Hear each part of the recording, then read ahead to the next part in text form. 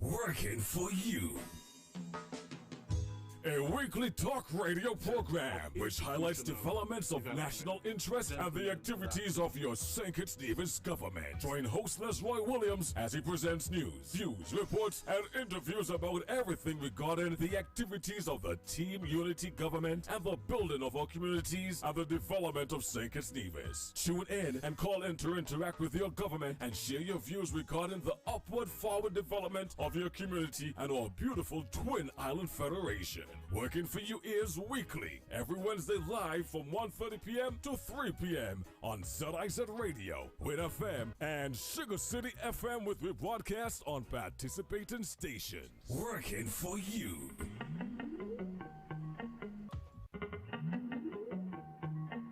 Working for you.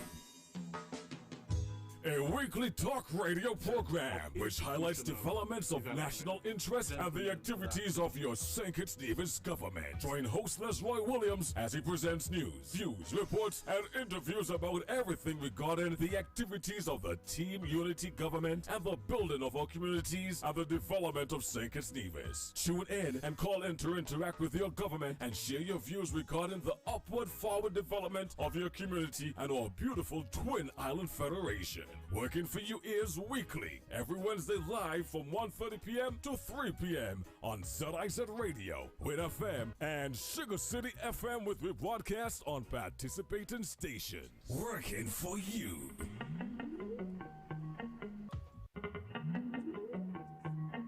Working for you.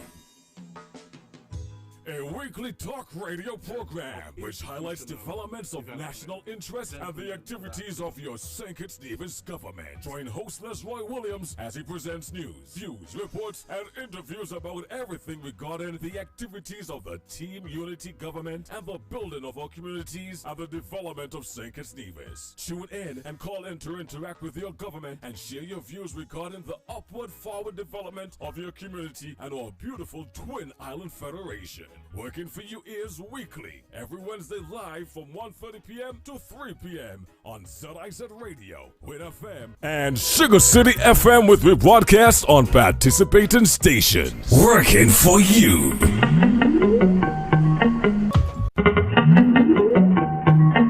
Working for you.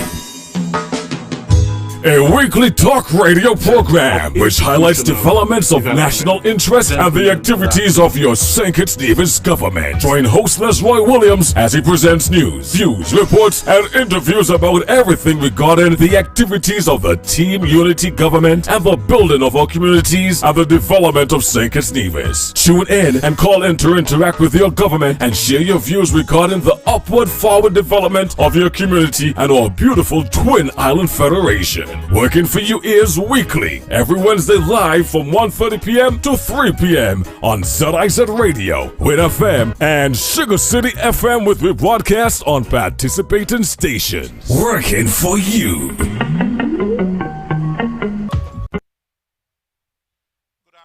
and I welcome you to another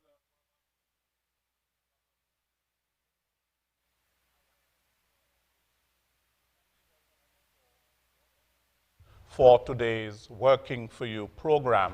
Whether you are viewing on television or listening on radio, or you have joined us on social media, our SKNIS Facebook page and our SKNIS YouTube channel. We thank you for being with us today. Today we are going to be discussing a very important and timely topic, that of plastic pollution. And today is the 1st of July, and the Ministry of Tourism is having for its global, its campaign, its local campaign, which is also ties into the global campaign in terms of being plastic free. And so they are celebrating Plastic Free July, and they have a number of activities that are planned in order to bring awareness to plastic pollution and how we can eliminate it, eradicate it here in St. Kitts and Nevis. I have on the panel Mrs. Dianelle Taylor Williams, who is Assistant Secretary in the Ministry of Tourism and Chairperson of the St. Kitts Sustainable Destination Council. Welcome, Dianelle. Thank you. Good afternoon, everyone. I also have Kenisha Lewis, who hails from Nevis, and she is a teacher, I was told, at the Nevis 6th Form. Welcome, Kenisha. Thank you for having me. I also have Mr. Darian Edmead, who works in the Department of Environment as the Environment Education Officer. Welcome, Darian. Thank you. Right. And later on, I'm going to have on the program Tishana Sider Jenkins, who will join us. Of course, we know that the Caribbean is extremely dependent on tourism. It is the largest sector in the Caribbean, the tourism sector. And we know what is happening right now in the world. The COVID-19 pandemic and how the tourism industry has been severely affected by the COVID-19. Hotels are closed. There are no cruise ships coming to our ports. Restaurants were closed and bars were closed. They are now open in St. Kitts and Nevis, restaurants and bars. Many people unemployed who work in the tourism industry. Airports closed, and so on. And so the tourism sector has taken a very hard blow from the COVID-19 pandemic. But we're here to discuss plastic pollution and how plastic pollution is also giving a very hard blow to the tourism sector. How are the two connected? I want to start with that question, and I will ask Dianelle, what does plastic pollution have to do with the tourism sector? Sure. You can give your introduction and then you can go into my answering my question. Okay. As Mr. Williams indicated, we are a country that is heavily dependent on tourism, like most of our Caribbean neighbors. As a matter of fact, it is said that 1 in every 4 employees in St. Kitts and Nevis are employed, whether directly or indirectly, in the tourism industry. And it would have been brought home even more with the closure of the industry due to the global pandemic. Now, some people will say, why are you talking about plastics at this time? We are concerned about the closure of the industry. But plastic is another problem, a perennial problem to the tourism industry. Most people who travel, especially to the Caribbean, they're traveling to experience nature and the sceneries. They're traveling to islands so that they can participate in water or marine-based activities. Many of our visitors, that is what they're traveling to the Caribbean to do. And what we have found over the years is most of the plastic waste ends up in our marine environment. And as I've said before, especially when I'm speaking to young children, why would you leave your country? You're traveling on vacation, you would have saved up your money to go to a country that's filthy, full of plastic debris. And so tourism is impacted in that way. We are also impacted because many of the visitors to our islands also travel to enjoy our fresh foods, especially things like lobsters and other seafood. And if the plastic is ending up in the marine environment, then it is also ending up in the marine species, and which we are going to then be producing as food for consumption by locals and our visitors. So it does make a big difference in terms of what we are offering to visitors to our destination, in terms of the aesthetics, the food. It also can create a problem for the persons who are working in the tourism industry, the workers themselves, in terms of health concerns. So people have, using plastics, there's an opportunity for people to become ill because there are health concerns, especially when we consider things like styrofoam, which is a major factor in some of the illnesses. As a matter of fact, scientists have been saying that styrofoam use can be attributed to some of the cancers that we see happening. And so we have to be concerned because of the issue of the people involved, the social issues in terms of our people's well-being.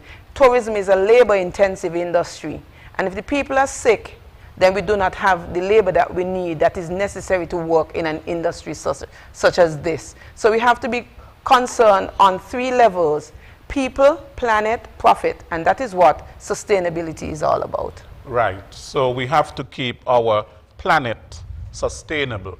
Now, the environment. Of course, plastic pollution is one of the most pressing environmental issues today.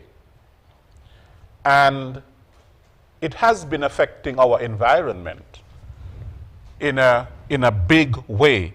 And even the production of plastics. The production is derived from oil and gas and coal, which also contributes to the emission of greenhouse gases and so on. Now, Darian, you work in the Department of Environment, and you have a role to play in educating our public in terms of plastic pollution. Now, what are some of the most pressing environmental issues when it comes to plastic and the disposal of plastic pollution? All right, thank you, Mr. Williams. Let me first say that the things that we must remember about plastic is that it is cheap.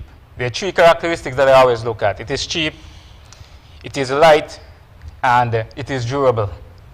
And we have to understand that when we live in a society and you put those 3 things together, you know, people now always gravitate to the things that especially when you put a cost to it.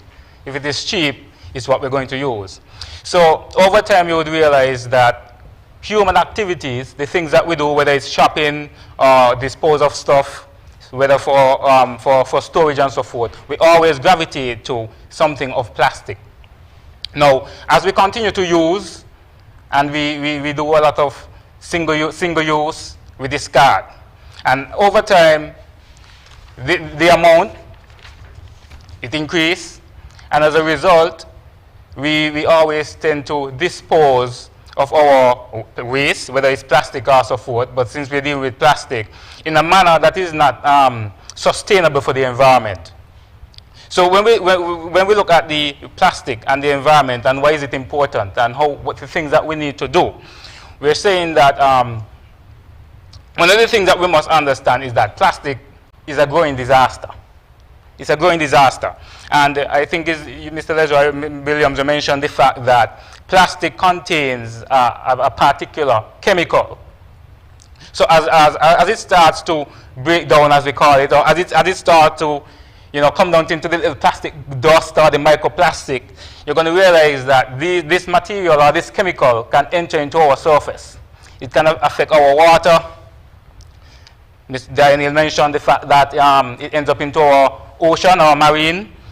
He also mentioned the fact that animals or marine animals would eat or consume the same plastic, and then we in turn come after and we eat these same marine animals or maybe land animals, and we too are consuming the same plastic. So we are saying that it is very important that we try to find our ways, or find ways in which we can minimize the use our dependencies on plastic as the negative effects. The negative effects of plastic way is more than the positive that it brings. Right. I think that somehow with plastics, there is a solid waste management problem. And sometimes we don't have anybody from solid waste management on the panel. But it has to do with how we dispose of our garbage. And a lot of it has to do with plastic. And then where does that plastic end up?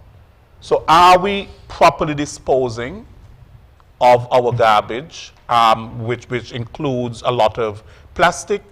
And the garbage ends up on our beaches, and then it ends up in our oceans, and garbage that ends up in our oceans here in St. Kitts can end up somewhere over in Africa, and so on. Am I not correct? That's correct. Yeah. Far, but yeah. So, Yeah. right. So, Kenisha, tell us, how do you think that people can better dispose of plastic, single-use plastic, so that it does not end up in the ocean and become a threat to marine life and so on? I can answer that. Thank you for that question. Okay, so ultimately, the goal is to minimize plastic use altogether, especially single-use plastics. As we talk about the chemicals in plastics, one of the things they've taken out of plastics is a substance called BPA. Bisphenol A has been linked to brain development issues in younger children. So if you're buying a plastic bottle now in the stores, you will see that it says BPA free. Okay, because that chemical was affecting, has been linked to brain development issues. So ultimately, we want to move away from single-use plastics, and there are many initiatives that we can put in place to deal with this. One of the things on my desk, I have my reusable water bottle, and so we can start to look at reusable containers, okay? One of the things we also do with our school is we recycle our plastic bottles. And when we say plastic bottles, that can be the water bottles, that are detergent bottles, and all other recyclable plastics. We collect them currently at the school, and then they're sent over here to Admiral's Recycling in St. Kitts. It's a way then of reducing landfill capacity, increasing landfill capacity, reducing the amount of landfill waste in our societies. Our landfills fill up quickly, and with more and more things being imported into the country, we need a waste management strategy that deals with that. Ideally, we want to move away from that problem. So when we talk about landfill space, we are increasing what we call land take. Land take means that rather than keeping this space green, as we look at Nevis naturally, we want to promote green tourism. We want to be eco-friendly. And so if we want to promote Nevis naturally, we want to reduce land take, keep spaces as green as possible. And if our landfills have to expand because we continue to consume plastic products, then it means less green space. So we must be practical and reasonable as well with the decisions that we make. Plastic is cheap now, but it's expensive in the long run. Mm-hmm. So when it comes to landfill, let us recycle when we can, but ultimately move away from these plastics when possible. Yes. Yeah. I am always amazed that when I go to the supermarket, I am buying bread. The bread is already in plastic, and then they put the bread in 2 other plastic bags. So you can see that it's an excessive use, really, of plastic. And where does that plastic end up? It ends up in drains, and it ends up on our beaches, and it ends up all over the place. Sometimes the amount of plastic that I have at home, sometimes it almost is choking me. The plastic is choking me. There's so much plastic. Dioneel, now, how does plastic pollution affect our marine biodiversity?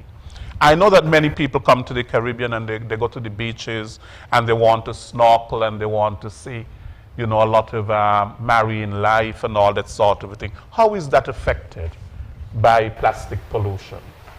One of the things we have found with respect to the plastic pollution and our marine biodiversity is, for example, one of the examples that I use, which makes it easier, is the turtle.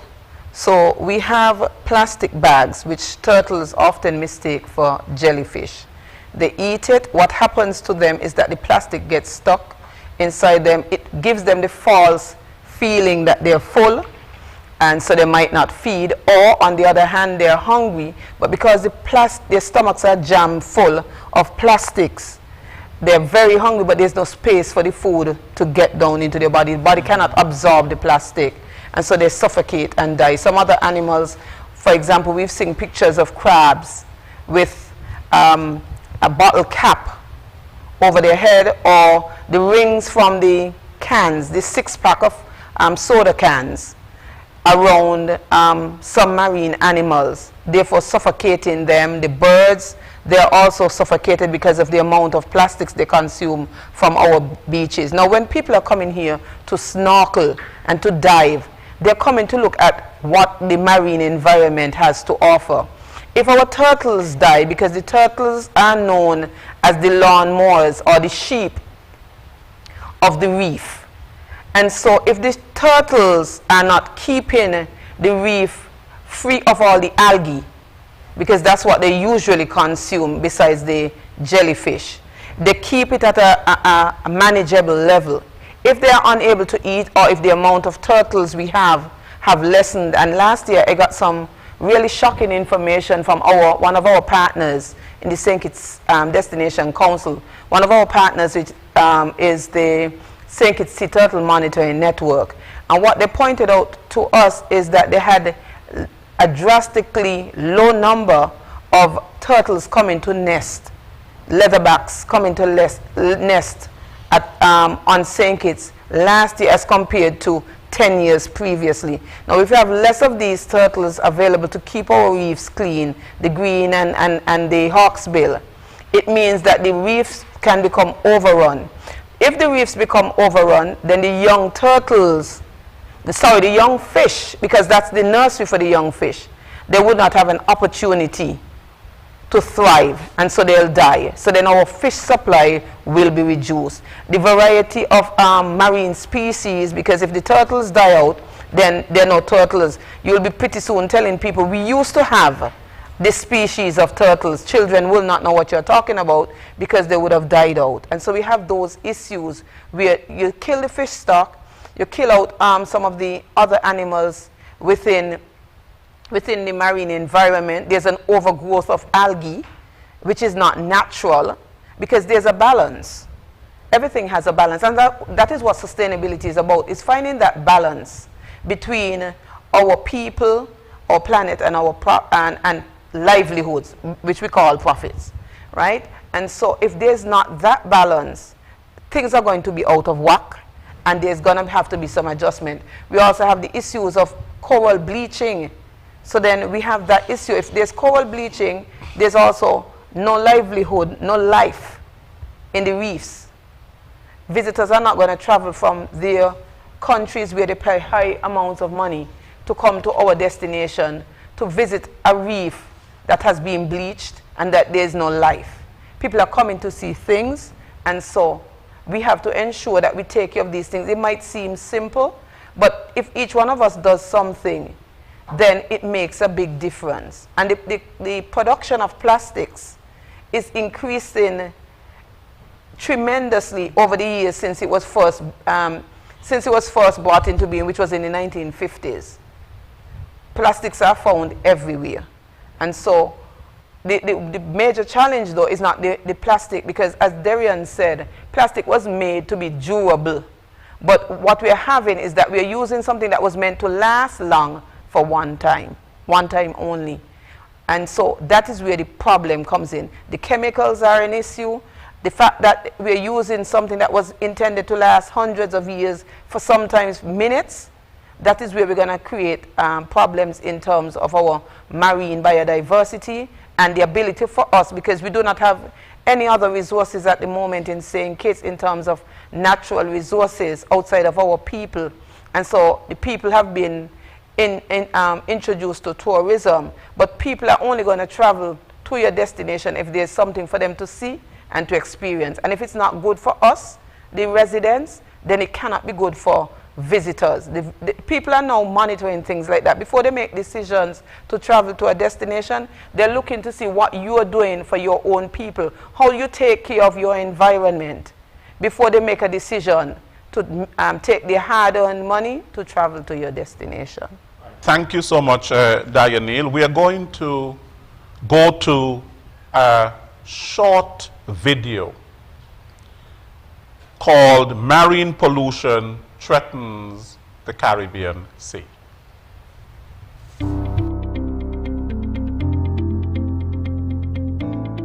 The Caribbean Sea is a lifeline for millions of people. They depend on its health for food security, jobs, and livelihoods.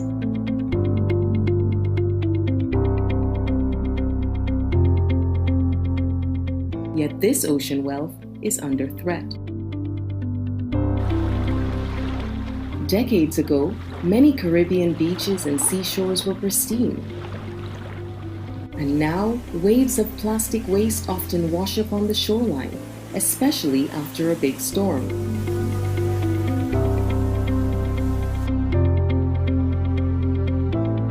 Entire marine ecosystems and the natural assets that these countries depend on are being undermined by marine pollution, which includes plastics, sewage, agricultural runoff, and oil. Caribbean small island nations are particularly vulnerable. Marine pollution directly affects their economies and livelihoods. It decreases tourism while also affecting human health. Climate change is creating even more pressure on people and their communities. This amplifies the impact of marine pollution and the urgency to support healthy oceans.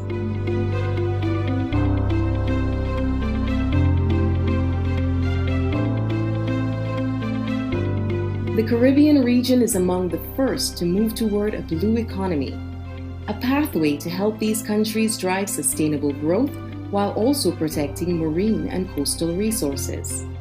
For many countries, reducing marine pollution, and especially plastics, is a top priority.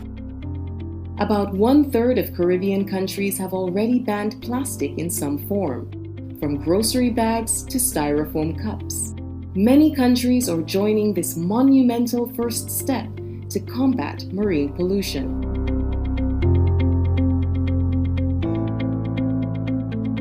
Tackling marine pollution requires a suite of solutions, starting with robust analytics that inform investments and policy reforms. We need to continue raising awareness while developing partnerships and promoting innovation. These steps are crucial to developing the resilient blue economy that people depend on.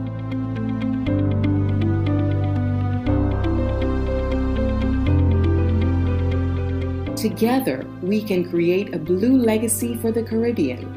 There is no time to waste.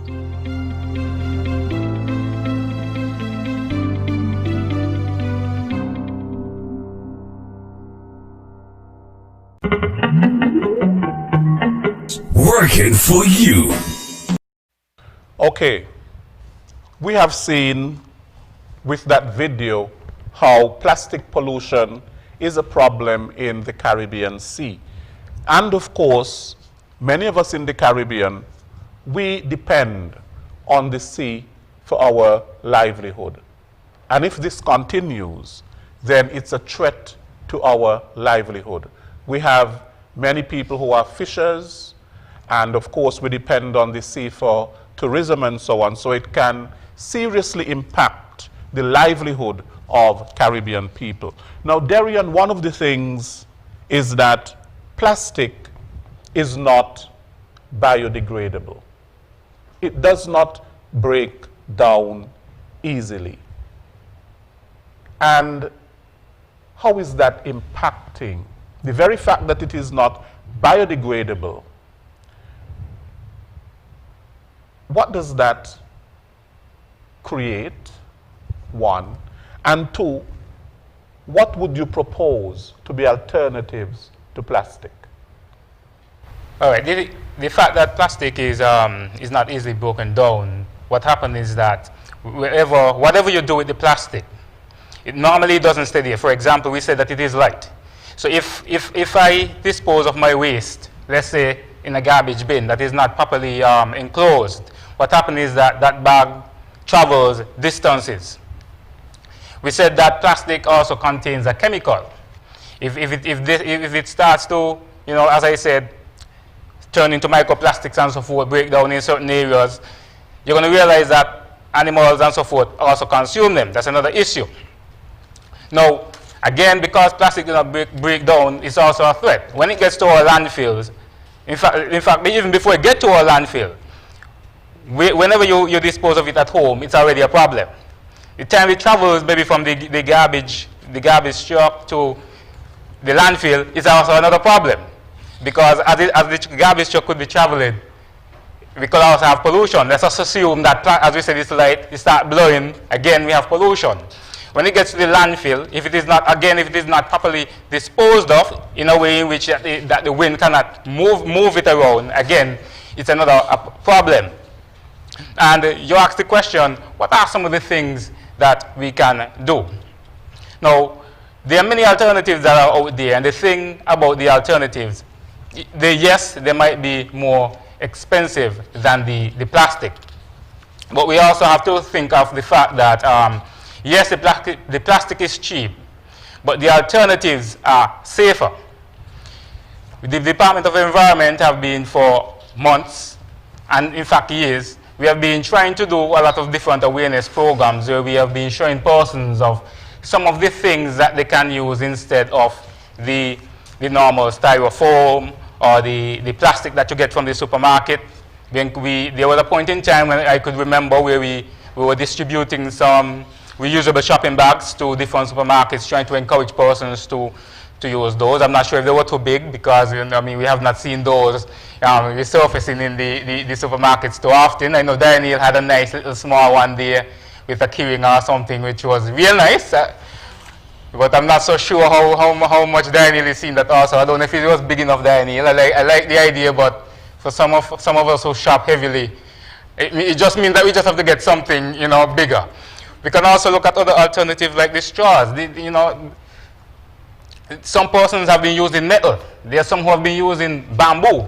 There are some who have been using alternatives made from the sugar cane. So the alternatives are there, but I think what is going to happen is that we have retailers, manufacturers, even consumers, retailers and so forth. We'll be looking at how are we going to benefit from the fact that you're asking us to use alternatives and the plastic is cheap, meaning you're asking us to spend more money. So we can also understand some of their concerns, but we also have to look at the big picture where we are emphasizing the fact that plastic, yes, it's durable, but the health impacts are much greater. And we want to find ways in which we can minimize the use of plastic until we get to the point where we can say plastic is no more. It will be a very, very ambitious thought, because we realize that everything has some form of plastic attached to it. But these are just some ways, and if I could just mention, as Daniel was speaking to the marine environment, one of the things that the Department of Environment do is that every year we have our annual coastal cleanup, and as we clean the marine areas, one of the things that we realize is that plastic is the main culprit in terms of the debris that we find. So it's normally a lot of plastic pieces, plastic bottles, the food wrappers like the chips and so forth, maybe especially depends on the type of beach. For example, if it is one of Daniel's beaches, like saying that for your recreational beaches, the debris that we find here will be different to, for example, what we're going to find at Keys Beach, which have means for fishing, so forth. So we're doing what we can, and I'm happy that Daniel and our team even see it fit to have the Department of Environment share their views on this topic. Right. While we focus a lot on our beaches and our marine life, because that's where a lot of plastic end up. Also, we have to think of our guts. Right. People throw plastic a lot in our guts, and plastics also end up in our drains and so on. And that creates a problem, especially when we have heavy rainfall and so on. Drainage is affected, which can create flooding and all of that sort of a thing. Now Dianil, this is the 4th year. Is it the 4th year that you're having the plastic-free July? Yes. It's your 4th year. 4th year locally. Your 4th year locally. Yes. And your goal, of course, is that of education and awareness. But sometimes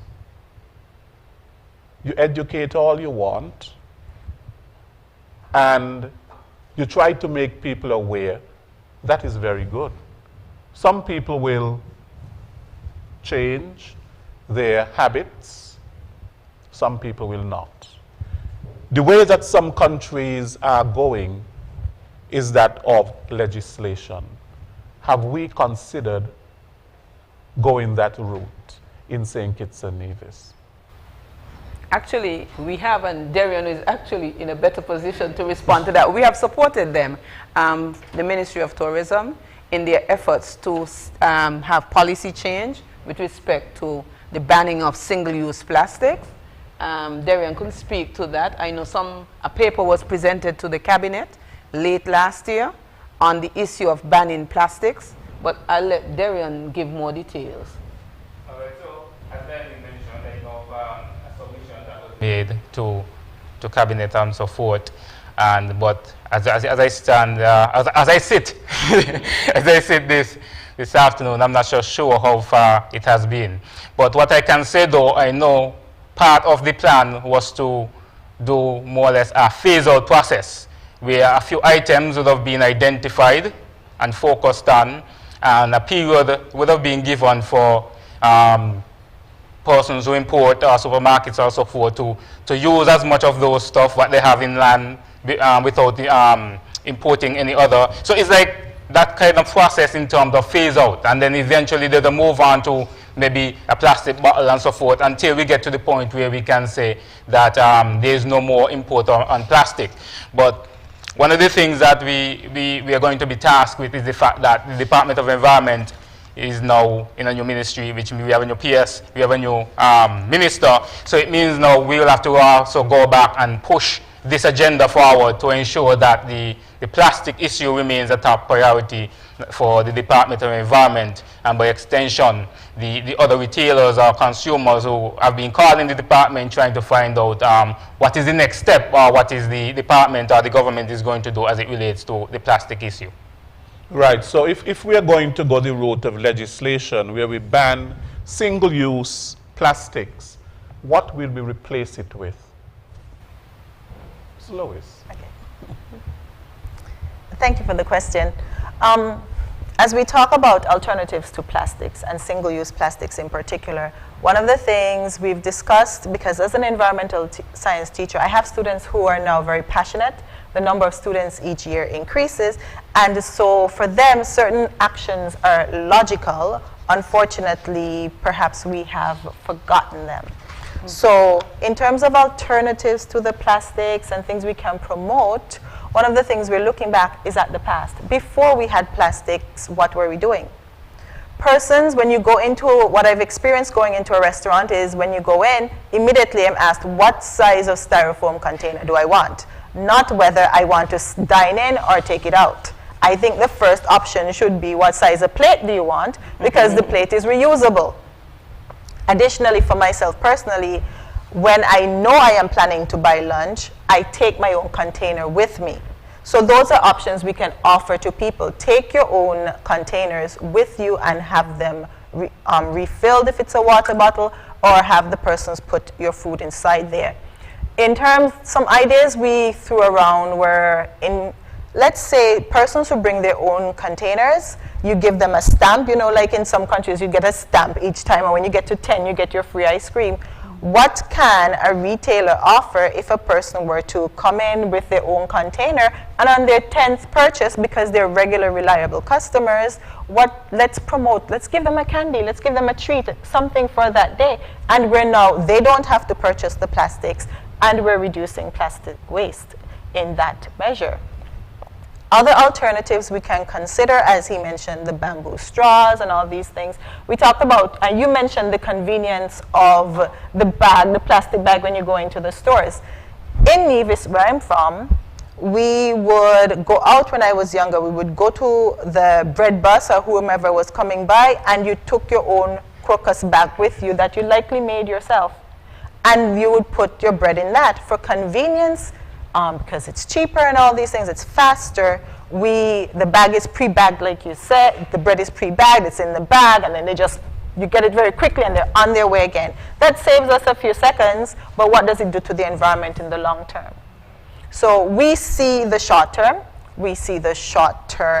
money saving, but we do not necessarily recognize the long-term environmental cost and implications with these decisions. And there are many, many other practical, traditional things that we used to do that we can revert to solve some of the issues we have.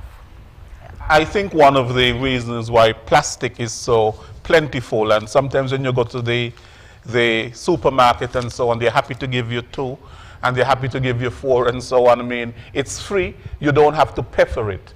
Maybe if there's a price that is introduced in terms of you have to pay for this plastic, then maybe they will not be so generous.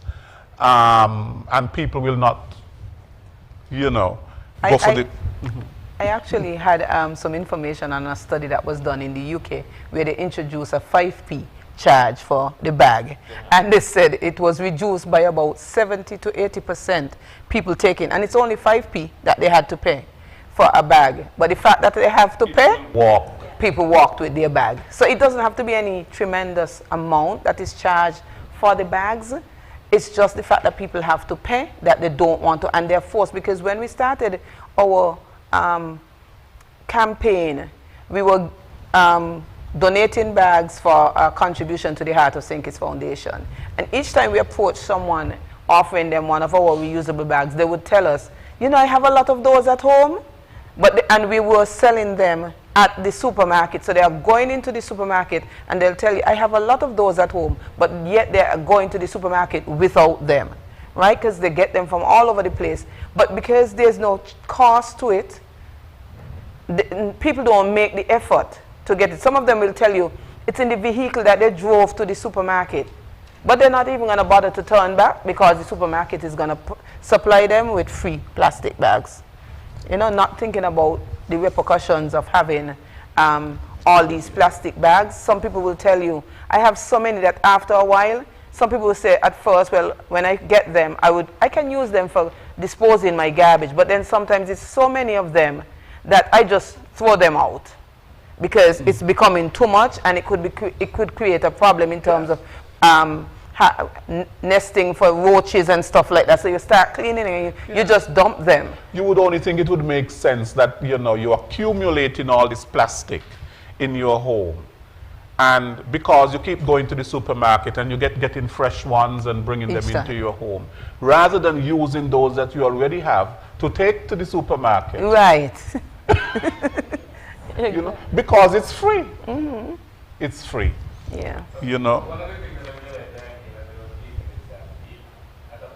I think you might have benefited from it, where the department had purchased some reusable shopping bags. Nice. So the purpose of the bag was to really encourage persons to take them to the supermarkets. But what I realize is that persons are now using these bags as town bags. They come to town with these bags over their shoulder with their stuff in it, so the purse. So I don't know if somewhere between the message didn't translate properly, but we are saying, the point that you raised is well received in the fact that I think, with awareness and so forth, I think we can tackle the plastic situation. Right, okay.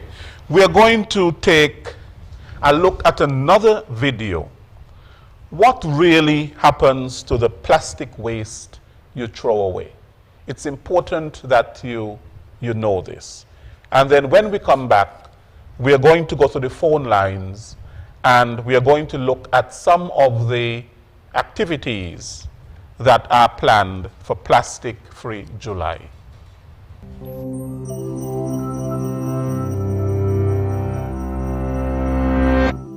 This is the story of 3 plastic bottles, empty and discarded. Their journeys are about to diverge, with outcomes that impact nothing less than the fate of the planet. But they weren't always this way. To understand where these bottles end up, we must first explore their origins. The heroes of our story were conceived in this oil refinery. The plastic in their bodies was formed by chemically bonding oil and gas molecules together to make monomers.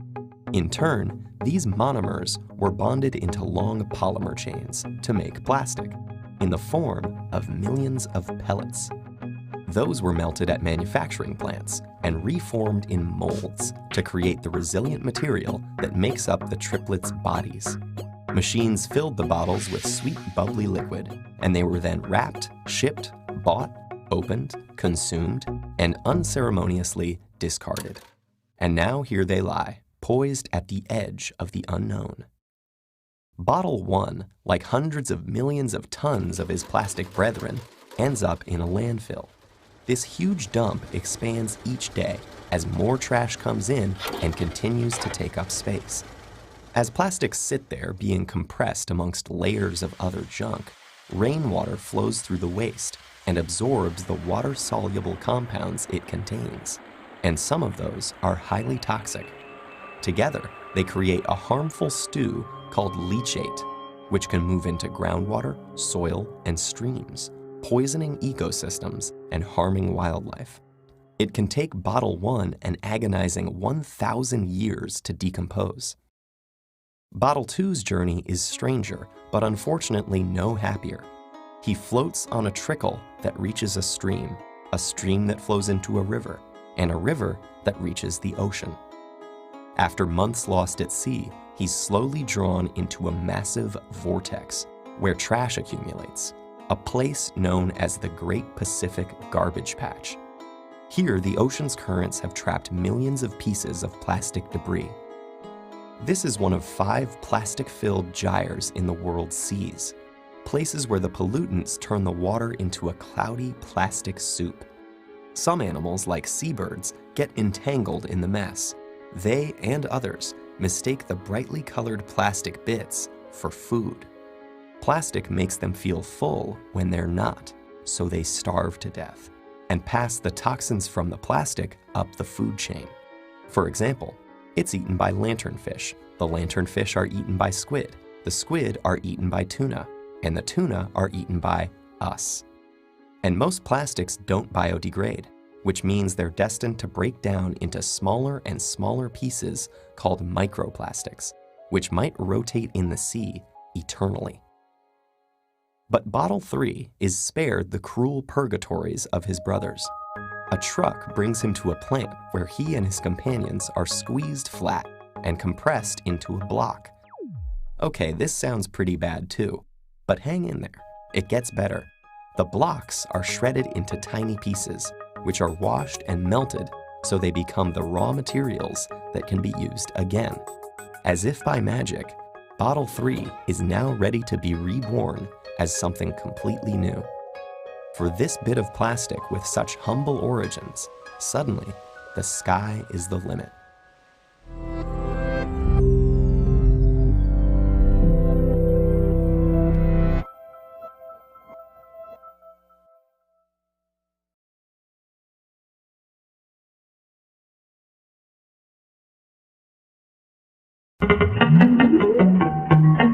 Working for you.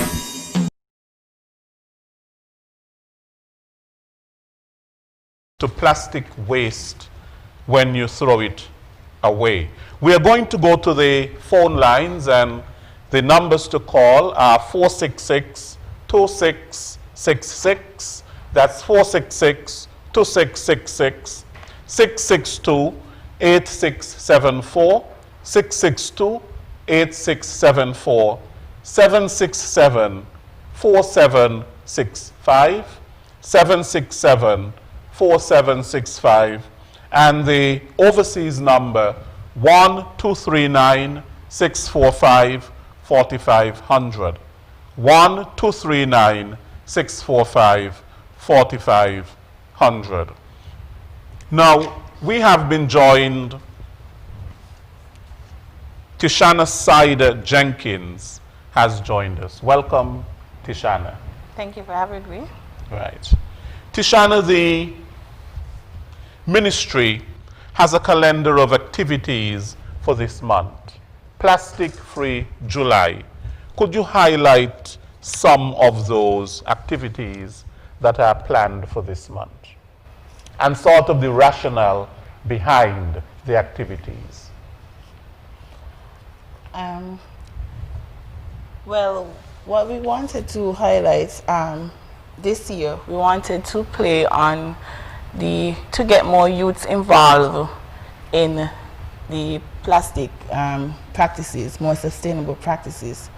One of the biggest things that we're launching during this week is a spotted campaign. And that is basically, we have taken steps to reduce single-use plastics over the years. So we noticed some businesses has already taken the initiative to incorporate biodegradable items such as paper straws, paper bags, food containers, utensils. Ms. Lois mentioning persons bringing their own container to restaurants. This is why we decided to launch this campaign. So we want to give recognition to these individuals and establishments who has made these changes. So we encourage people when they see these businesses or even someone in your family, your friend, who is practicing these sustainable ways, to highlight their efforts by basically mentioning the establishment or the individual and using the hashtag spotted, plastic free SKN, share if you care, and plastic be gone 2020. We also wanted to show people how you can take your plastics and recycle. There's a term, one man trash is another man treasure. So this is, we decided to make a DIY tutorial where we showcase one of our local entrepreneurs, Vincia Collins of Vincia Creation, where she repurposed and made some jewelry out of a simple Clorox bottle. So the video is basically intended to get our residents to be more creative. Instead of just taking the plastic bottle and disposing of it, take it and repurpose it into something good. We realize on social media is a big aspect when it comes to young persons. And we realize a trending thing right now is TikTok. So we wanted to engage the youth more. So we're gonna have a TikTok challenge for everyone to take part. What we're gonna encourage people to do is to record themselves at scenes around the island. Maybe if they want to go to the beach, to the restaurant, to a supermarket, but just showcasing how they are being sustainable by walking with their bag, their own container, using a stainless steel straw, just making it fun. And we also want to play a game too, because we're keeping in the social media mind frame, because we want to engage the young people, because we as adults, we are influenced by the youth. A little child usually manipulate their parents to do anything that they want to do. So there's a game, I don't know who remember the games, where is Waldo, where you have to basically pick out Waldo out of a crowd. So we came up with the recyclable bunch. This we have Miss Baggy, who is the mother, Mr. Botley, the father, Muggs, the son, Sippy, the straw, the daughter. And each week we will post a picture on our social media page, St. Kitts Sustainable Destination Council, on Facebook and on Instagram. and allow patrons to just look at the picture and try to pick out where is these items, and the first person to answer correctly would win a sustainable item. We also want to highlight that we're also celebrating Restaurant Week in the month of July. Restaurant Week has been postponed basically for until 2021 based on the pandemic that we're going through right now. But we wanted to still keep our patrons involved and keep the public involved in Restaurant Week. So we came up with a virtual cooking challenge on social media as well to allow people to, because we realized when we was in quarantine, everyone became a chef. Everyone stayed home and they came up with creative things to cook and, you know, came up with a recipe. So we want to keep that momentum going and have people just record themselves cooking, showing us their skills, showing us how you could incorporate the past main ingredients of Restaurant Week into your recipes and have a competition out of it.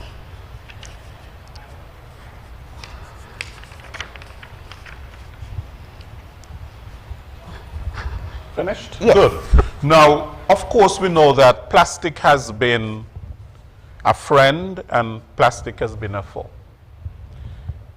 It has been a friend because its use in our lives, we need plastic. However, it's the single-use plastics that we are basically so much focused on. Now, let's look at COVID-19, the pandemic. And more than ever, you are hearing that healthcare workers, that they need personal protective equipment, what we refer to as PPE. And that involves the use of plastic. Making them involves the use of plastic. So we have masks, we have gloves, we have the facial shield, and so on. And some of these things are disposable. You use them and then you throw them away. Now, here we have it again, single use. So what happens? The mask and the gloves, they find their way into the ocean. What do you think of that, Diane? I think it's very unfortunate. We have to use the items. It is a must if we are to prevent the transmission of the dreaded coronavirus. However, I think the way we dispose of our waste is where the problem comes, because we've seen many situations of indiscriminate dumping, and I happen to be a part of an organization, and a local organization, where some waste was found on a local beach, which included some of those same types of equipment. Okay. And it did not have to end up there. They needed to be disposed of properly. The other thing is that... Okay, Diane, sorry to interrupt you there. We do have a caller. Working for you, good afternoon. Hello?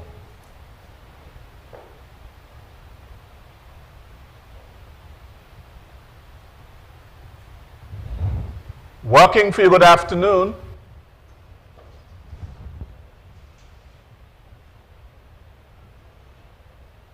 We are not hearing that person. Nothing is coming through. So, Diane, we can continue. Okay.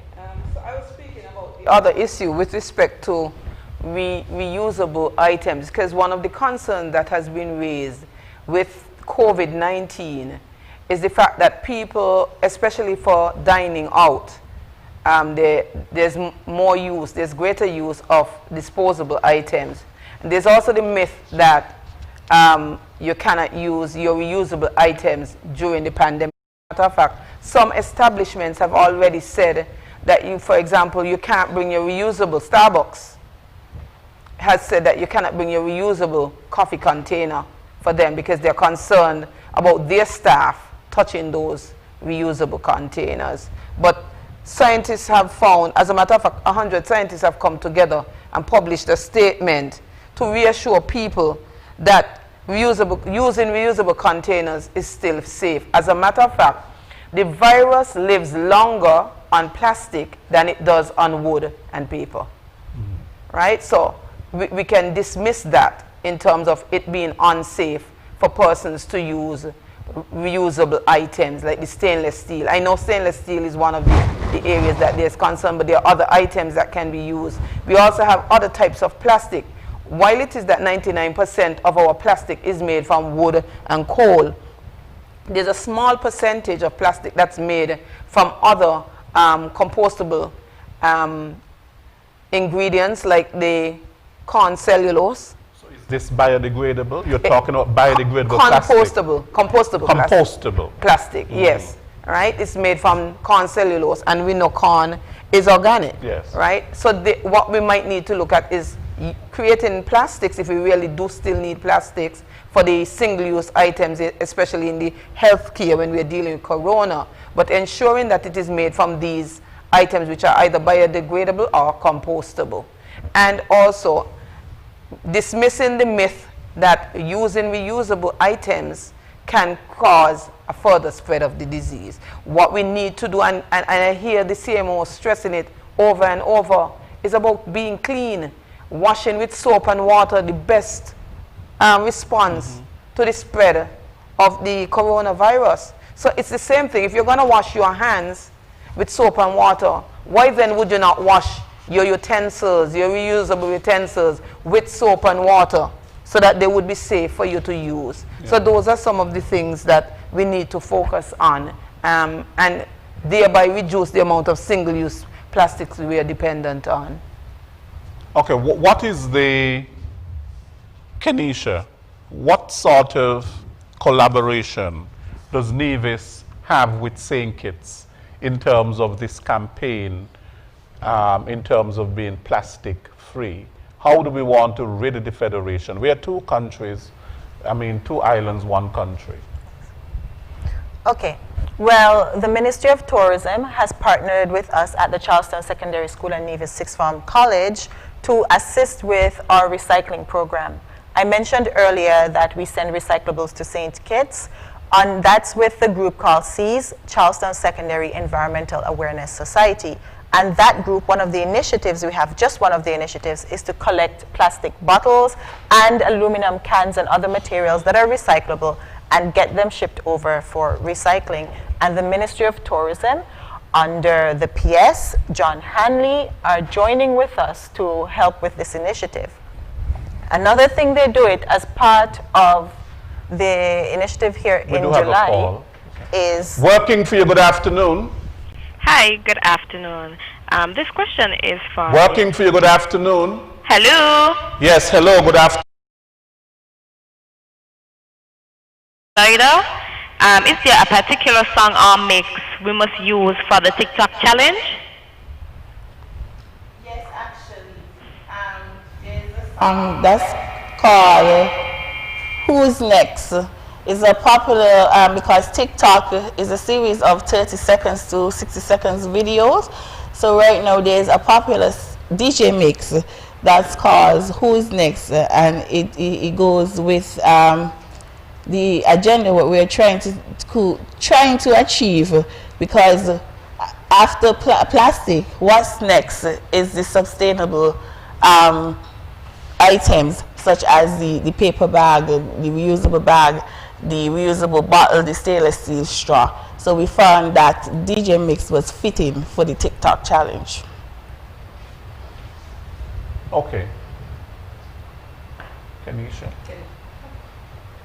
So to continue, some of the other initiatives that we have taken at the school, when we encourage the students to bring in their plastic bottles, and so we had a campaign, a competition, where to raise awareness of what we were doing, and it's still ongoing. And so the winning class, we gave them reusable bottles as well as bags that they could go shopping with, reusable bags as well.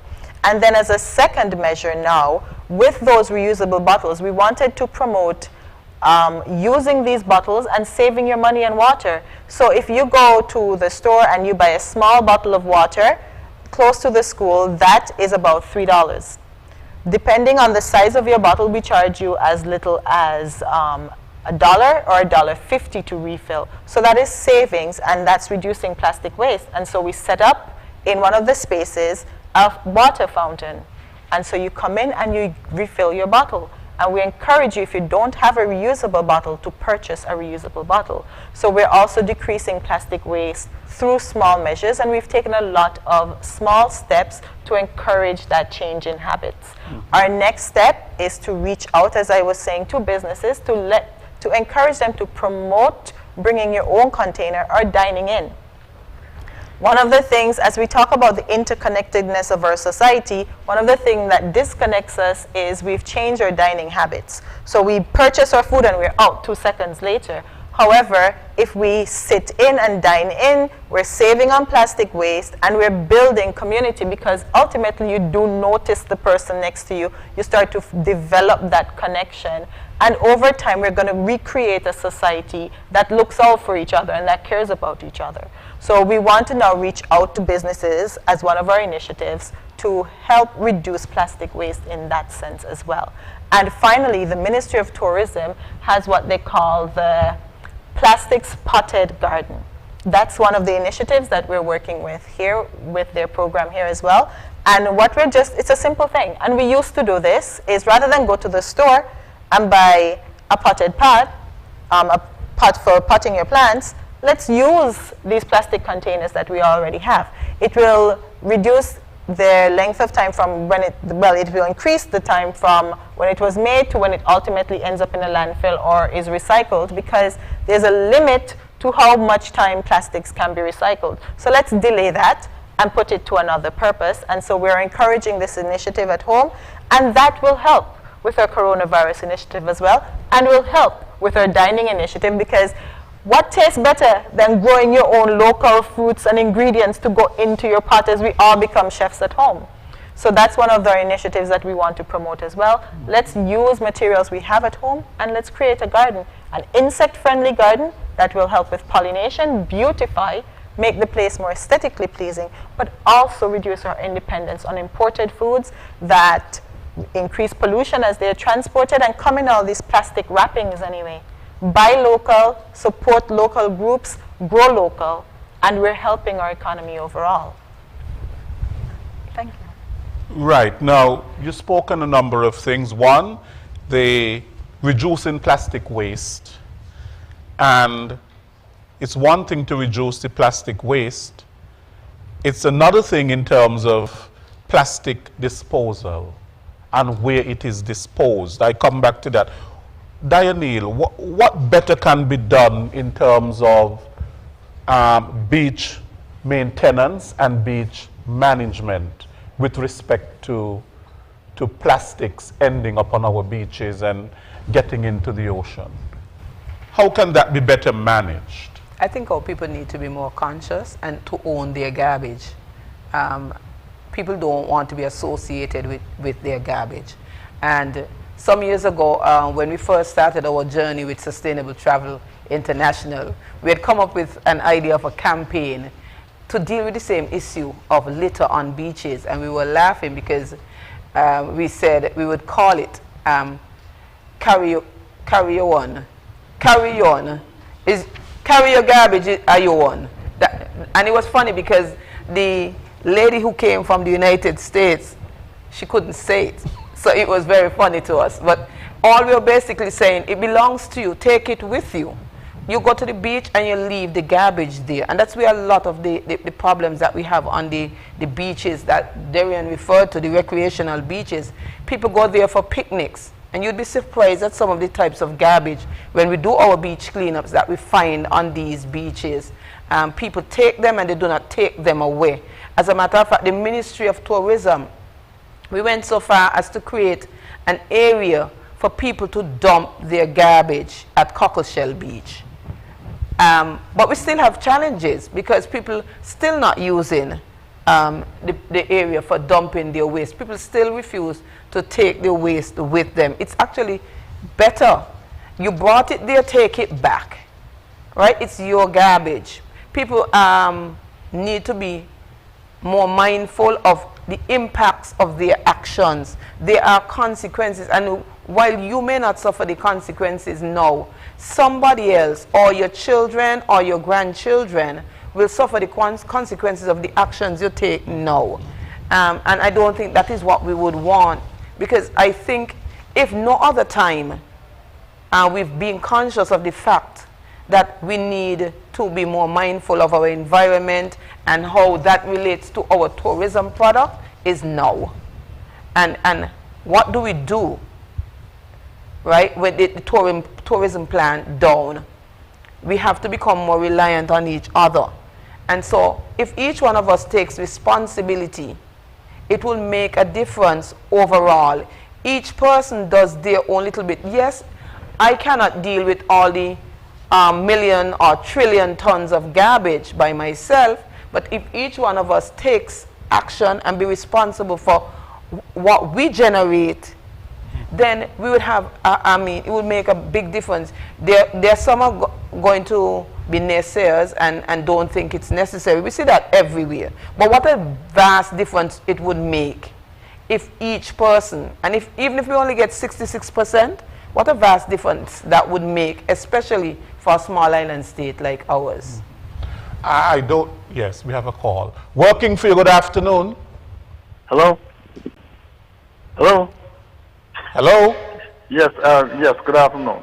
Good I have afternoon. a question here for anybody there in the panel. I was listening to the CMO, and I thought I heard her say, if a person come in and is quarantined for 14 days in a government facility, they have to pay $500 US? Well, this program is not for that. Oh, this is working that's for you. what- Maybe you can ask yeah. that question this afternoon at the NEOC briefing, Okay. which starts Thank you very at much. 5 p.m. Okay. Right. Working for you, good afternoon.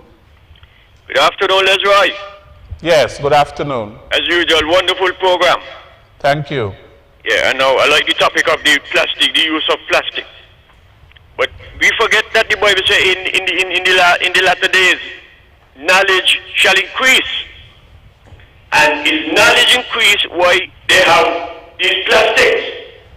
No, I am against anybody littering with plastics, whether upon land or in the sea, because they are very destructive on land like they are in the sea. But can you imagine what will happen to somebody who has an umbrella made out of paper when rain come in? That's one. And the use of the plastic, it has two uses, a good use and bad. Can you imagine what will happen if you put a box of 5-pound frozen chicken wing, wrap it up in paper and put it in your bag, and then you put in a 5-pound bag of flour next to that? What will happen to that? So that is the good use of the plastic. But they have to find a way, create a way to dissolve the plastic without interfering with the environment, with the pollution that comes off of that. Otherwise, we ain't gonna get no way. But good program anyhow. I'll listen after you. Thank you very much. Otherwise, we ain't gonna get no way. But good program anyhow. I'll listen after you. Yeah, I just want to address something that Culture said with respect to the plastic. Yes, we are not going to totally eliminate plastic. As a matter of fact, when we first heard about the increased use of single-use plastics because of COVID, people started asking, how could you bring plastic-free July when people are going to now need to use plastic more? But we actually have, we launched a competition which in which we are encouraging people to repurpose plastic. Kenisha mentioned one aspect of it. We have a full competition and we are encouraging people from today to the 13th of July to repurpose their waste plastic. So you can take it, you can make jewelry, as Tishana spoke of in the DIY video that we're going to be launching on Monday, showing people how to make stuff out of plastics. We asking people to use it to make household items, and we see a lot of these on Pinterest. We also say you can use your plastic to make art, pieces of art, whether 2D or 3D. We leave it up to you. We call that segment Creatively You. We are even including our children, ages 4 to 12. We have a special segment for that group. Make your items from plastic, repurpose plastic, because we want to start with the young people.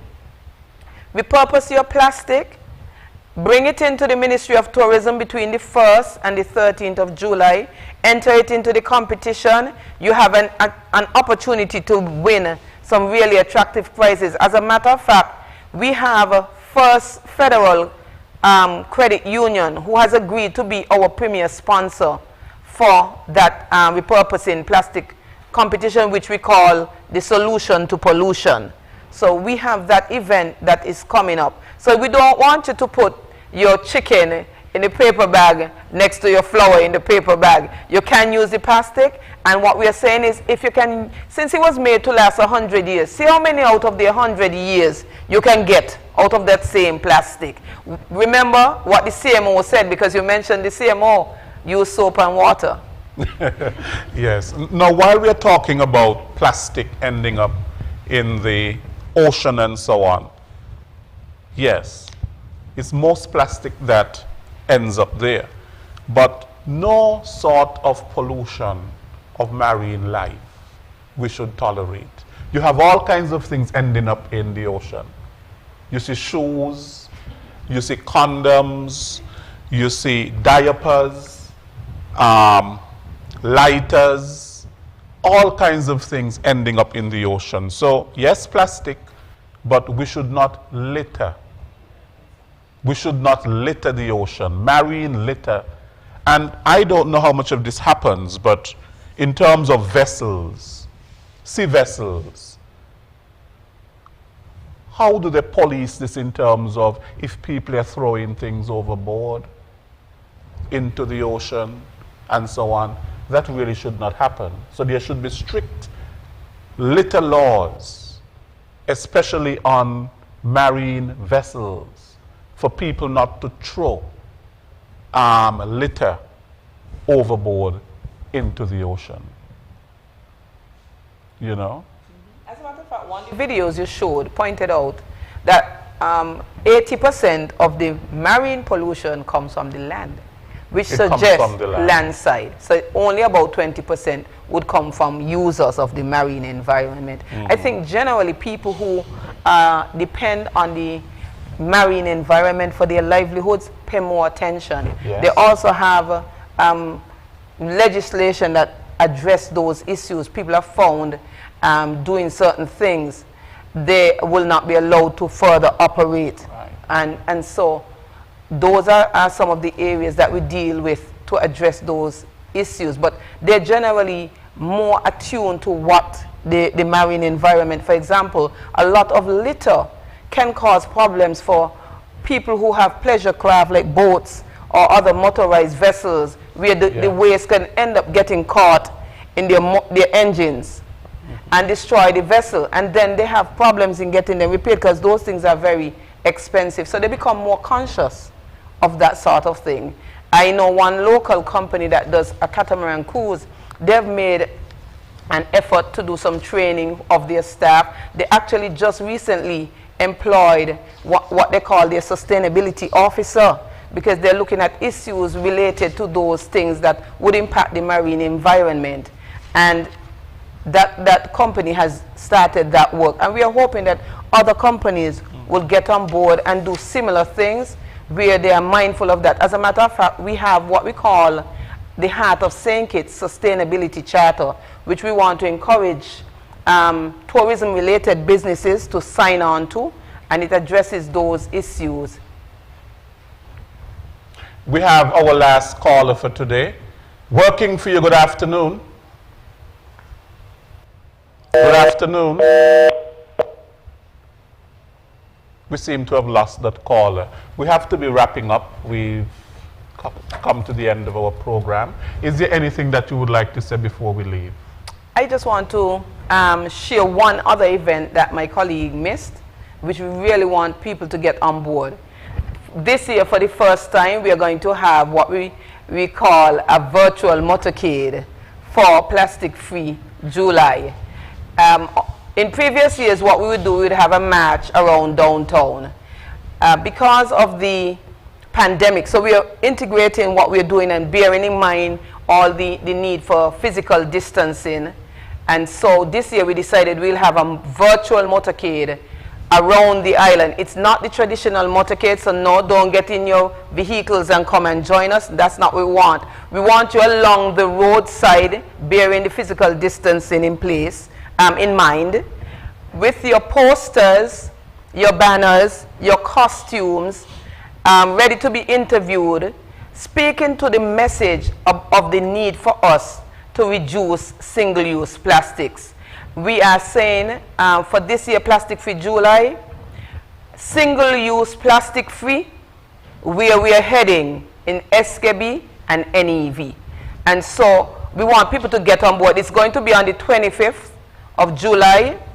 We're going to give you the time later on in the month about when we're going to start. But please bear in mind, it's not for persons to join us in vehicles on the road. Join us by standing on the island's main road with your posters, your banners, and your costumes that speak to the message of reducing single-use plastics for the health of our country. Right. Okay. As we promote Nevis naturally, and as we want to promote more eco-friendly tourism in St. Kitts and Nevis, we should recognize and want to preserve some of the wonderful resources we have. We have a very unique environment. Nevis has the first hotel in the Caribbean built next to the hot springs. And the hot springs themselves are unique to other hot springs. Our hot springs support recreational use. We go there and bathe. It's therapeutic. It transitions into the bogs, which supports, you have a mangrove bogs, that's an aviary for birds, as well as it's a nursery as well for sea life. And that transports nutrients into the oceans when the bank breaks. And we have this interaction of the ocean and the land right there through that. And so when we pollute, we often find things washing down through this. And it's going to contaminate this natural resource that put us on the map in the first place. Mm-hmm. So we need to take care of our resources.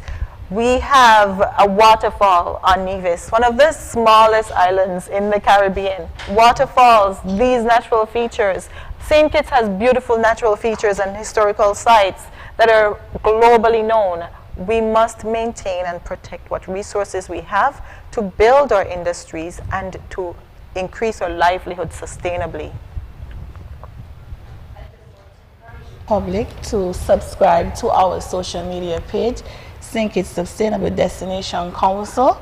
We want to get everyone involved and participate in all the activities that we have scheduled for this month. So subscribe to the page and you'll be updated daily as we launch these activities. This is your time to take part and be aware of what we're moving towards in the future.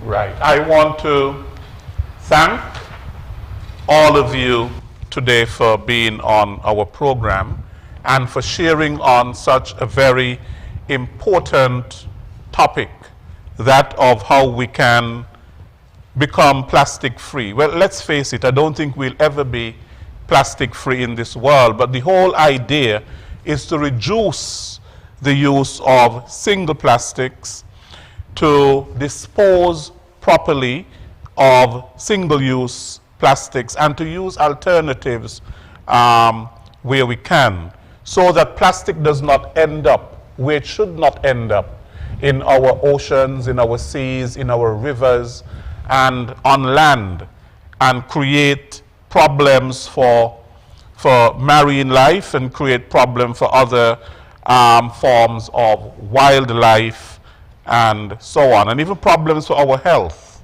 It creates problems for our health. So we have to be conscious of this. So I want to thank, from the Ministry of Tourism, Mrs. Dianelle Taylor-Williams, who is the Assistant Secretary and Chairperson of the St. Kitts Sustainable Destination Council. I also want to thank Tishana Sider Jenkins at the Ministry of Tourism, who is the events specialist.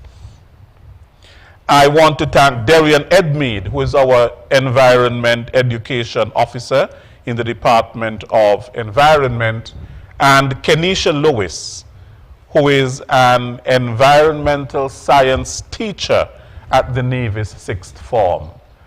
Thank you so much for being on our program today. Next week, we will be back with another edition of Working for You. Until then, I am Les Roy Williams. Take good care. Working for You.